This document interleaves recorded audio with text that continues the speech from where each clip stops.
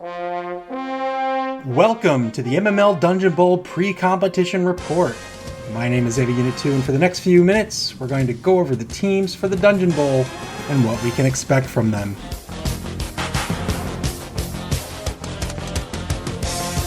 Walmart Death Machine makes their return to the pitch. Nick Satan ditching the Ogre team in favor of the Chaos team that took second place in the Chaos Cup. He's guaranteed a spot in the Blood Bowl, but he wants more than that. He wants a Dungeon Bowl trophy. Looking at the WDM bench, we see 12 men, one of which is a beast man with a smashed hip. I can't imagine he's going to be keeping that player on the roster, but otherwise, 8 players have horns, which means they'll get a +1 strength on blitzes. Lots of strength on the board. With a minimum of 3, this team is going to be looking not just to bash, but to maim. Sandgors is a kicker, which will force teams to play 2 players in kickoff return, which will allow WDM to apply more hits on defense right out of the gate in the half. Brackmar is a player to watch out for with that Claws Frenzy guard combo. However, having both Loner and Wild Animal may make him tricky to use at all. Being a Chaos team at low TV is difficult, and we'll probably see Nick Satan working hard in the early weeks to earn SPP and level up some players. Chaos players have mutation skills to choose from, so if Nick Satan can level up early, he can easily specialize his players in a way that will suit his playstyle. Hoggles returns for the Dungeon Bowl, but this time coaching a brand new Chaos Dwarf team named Agile Solutions. 6 Chaos Dwarf blockers, 4 Hobgoblins, and 2 Bull Centaurs. Pretty standard Chaos Dwarf lineup. He's got 2 team rerolls, and he's going to be working to bring that total up throughout the competition. To that end, he stashed 20k in the treasury to get a head start. This team is going to center around those Bull Centaurs. They have an MA of 6 with both sprint and sure feet, which effectively gives them a massive movement of 9. Only Skaven Gutter Runners can compete with that. As such, these players will be the workhorse of the team, looking to apply pressure or cover the backfield on defense, and both open up holes and run the ball on offense. Opponents are going to have to be very careful of leaving holes open, as they may find themselves eating the dust of a Bull Centaur with no hope to catch up. The Hobgoblins seem like trash players, but that's really where their strength lies. They are cheap, and Hoggles brought a 4th, bringing the bench up to 12. That means we're almost certainly going to see Foul City from this team, as called off goblins can be easily replaced. They're also the most agile players of the team at AG3, so some clever play could see some Hobgoblin runs, or even a cheeky pass, if opponents are caught sleeping on these diminutive players. Fresh off their victory in the Spike Magazine Trophy, the Blooper Dupes are back looking for a second competition win. They had a Spike Magazine sponsorship in the last competition. We see here that they're sporting a new McMurdy's sponsorship. We'll see how that works out for them. McMurdy's, food, folks, and flu. Eomin Hoffmeister smashed his collarbone in the Spike Magazine Trophy Championship game, which not only means he's likely to be sacked, but the Bloops will be down a blitzer. Otherwise, their lineup is looking good, with 7 players having block and Tag Belly Opener having both guard and stand firm. He'll be playing the center position and assisting in blocks all day long. With a respectable 4 TRRs and all that block on the roster, we're going to see the Bloops do what humans do best, and that's doing everything average. They've got the blocks to bash when they need to, they've got the thrower and the catchers to pass when they need to. With their thrower, Detlef Roblor, having both block and dodge, they can even run when they need to. What this means is we're going to see the Bloops using their opponent's weaknesses against them. Against the bashy teams, they're going to go mobile. Against the agility teams, they're going to bash. Opponents are going to have to find a dent in the armor and expose it to bring the whole team down. This team doesn't have a lot of resilience, so making good marks is going to be the key to bringing down the Bloops. New to the league is El Niborino and Los Bastardos de Ratas. This is the MML's first Skaven team, and boy am I looking forward to their games. Take a look at this. 4 gutter runners, all at MA9, all with dodge.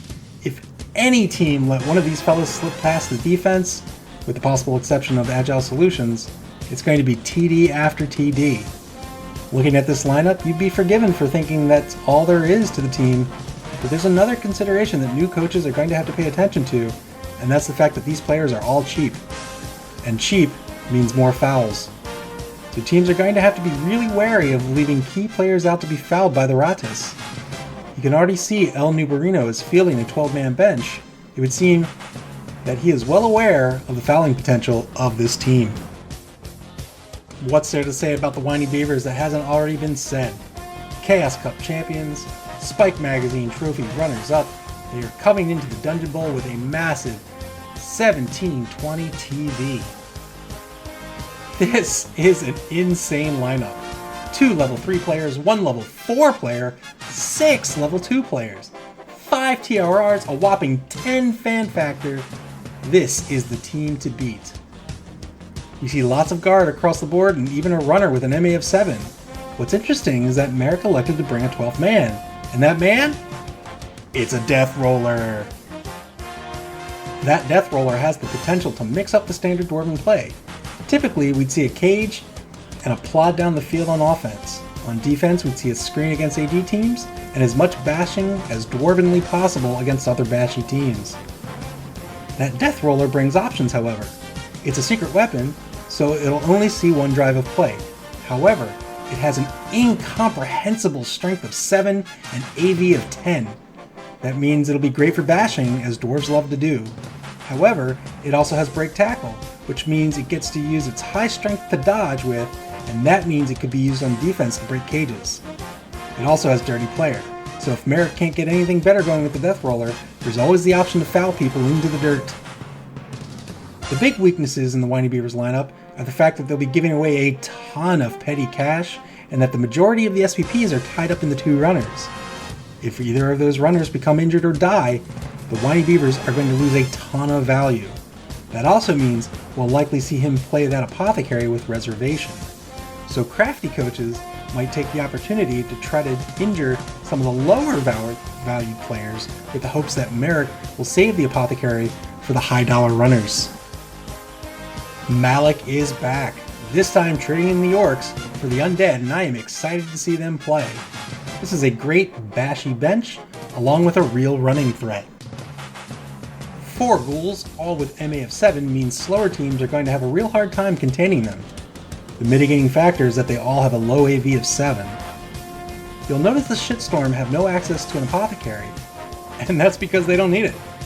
8 of the players on the bench have regen, which means that this is a tough team to take off the pitch. If that weren't enough, look at this. A Necromancer. Anytime Malik kills a player with a strength of 4 or less, and they don't have regen or stunty, he's going to get that player as a new zombie on his bench. That's right, he can fill out his bench with the dead carcasses of his opponent's players. We're going to see this team bash and run. They don't have to worry about losing players other than the ghouls, and he already has a spare on the bench. He'll probably be looking up that TRR count if and when he can, though. A final note about this lineup. Malik has put a whopping 130k into cheerleaders, fan factor, and coach assistants. He's looking to win the favor of each and every kickoff, and I think that's a very interesting strategy that could pay off. Purplish Passion returns with Camaricel looking to crack through the semifinals and take a shot at a championship game. Not too much out of the ordinary going on with this bench, but some solid skill pickups. 2 blitzers with dodge, a runner with dodge, and a runner with a massive AG of 5. Combined with alignment with block, the running game is looking really good for the Passion in this Dungeonbowl, and I doubt we'll see a game where they get shut out. 3 TRRs with the inclusion of a leader means Purplish Passion will enjoy 4 TRRs so long as Enton stays on the pitch. 3 cheerleaders, 4 fan factor, and 3 coach assistants mean that this is the only team that may give the Shambling Shitstorm a run for their money on the kickoff table. Being Dark Elves, this team is all about the running game. The big weakness of this bench is that Camaricel is starting a man down and doesn't have the funds to bring one in on week 1. If he suffers another injury in that week 1 game, this could start a death spiral that may be hard to get out of, with his players being so expensive. We have seen Camaricel get very aggressive with this team, and for the most part it's been working out. It'll be interesting to see if he keeps that aggression up or not. Teams are going to have a hard time stopping him while he's on offense. 2 notable opponents who are exceptions are the Chaos Dwarf and the Skaven teams, so we'll see if the Passion adjusts for those games. On defense, up against a number of bashy teams, we might see more reserved play out of the Passion, as they are going to want to keep their players on the pitch and stop forward momentum each turn by likely keeping a one-space gap between the defensive line and the offensive line. New to the league is Wenger's Auckland Raiders. An Orcish team is one of the classic Bash teams and rounds out the competition with 5 solid Bashy teams. 4 Black Orcs and 1 Troll means Wenger is topped up on strength and looking to hurt his opponents. We also see the classic Thrower Troll Goblin combo, which gives him options for tricky plays if opponents aren't careful to respect that Goblin. I think taking that big guy is a solid pick at TV 1200 because he can still afford those 4 TRRs. He's got an extra lineman on the bench just in case, so he'll always have a full pitch ready to make as many blocks as possible. While the Troll gives a number of options both on blocks with a strength of 5 and Mighty Blow, and with that throw teammate skill, Wenger's going to have to be careful to plan for those failed loner rolls. Even worse, if the Troll is able to be separated from his teammates, he'll have to roll 50-50 on Really Stupid, and that can all but shut him down as a threat.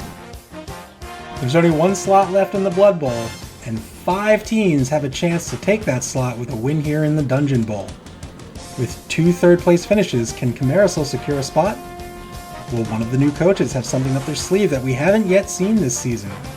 Can the Bloops, Whiny Beavers, and WDM keep their team cohesion together through this competition to be in good shape for the Blood Bowl?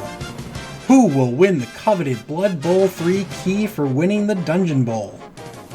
Join me for the next 32 games as we find out together through touchdowns, illegal plays, maiming, and killing here in the MML Dungeonbowl.